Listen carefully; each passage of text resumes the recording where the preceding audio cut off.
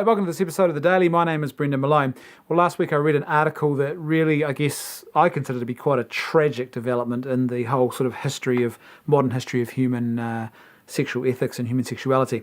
There's a story about a new app that has been released so that two strangers could have sex with each other, but first ensure that there was consent there before they engaged in the act by swapping details and going through a bit of an administration process on this phone app.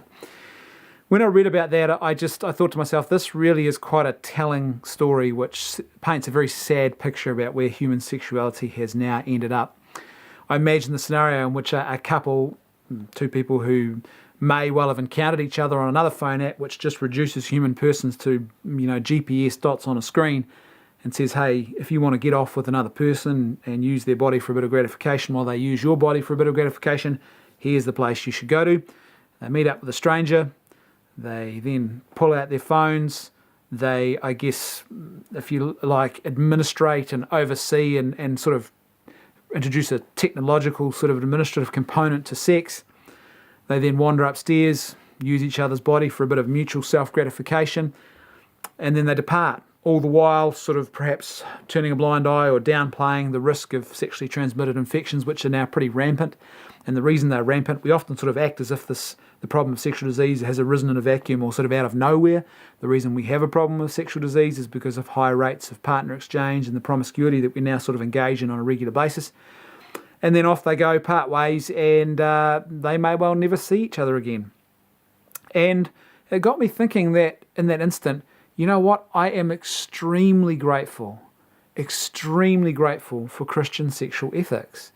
Because the simple fact is that the church still has a view and a vision for human sexuality that elevates it above all of that sort of stuff, that lifts it out of this messy, confused and broken place. I mean, if this is the best that the sexual liberation can offer us after many decades of the sexual revolution, then we haven't really got human sexuality anymore, and we haven't really got liberation. We've lost sight of that. It's just about mutual self-gratification, and that's not really liberating in the slightest. But I am grateful for the church, which continues to uphold this vision of human sexuality, which says it's not just about self-gratification, that human sexuality is about this profound act of self-giving. That's what it's meant for. That's what we're called to. That human sexuality only makes sense and is only truly fulfilling when it is built on this commitment that is real and substantial, the commitment of marriage. It's only truly fulfilling and meaningful when it is built on genuine self-giving friendship and love for the other person. And so the church's vision is fulfilling, it's profound, it's beautiful. In fact, it is so profound and important, it is sacred.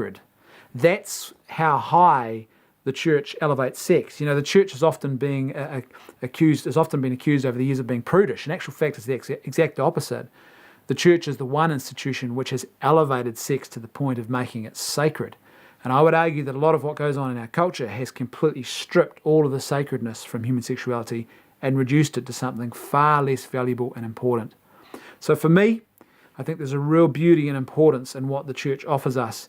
And it was quite sad reading that story about an app that two people have to use in order to negotiate some sort of sexual consent.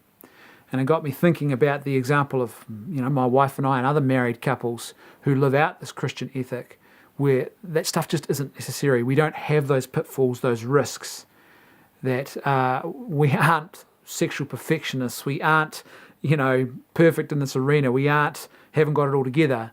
But at the same time, there is something profound and beautiful about that expression of sexuality when it takes place within a marriage between two people who are engaged in an act of self-giving love. The sexual act between the two of them is a reflection of something deep, substantial and real. It's not two strangers who barely even know each other and need to actually get electronic consent from the other before they can even proceed with the act. There is genuine and real friendship and depth underpinning that particular and wondrous moment. Thanks for watching. I'll see you tomorrow on The Daily.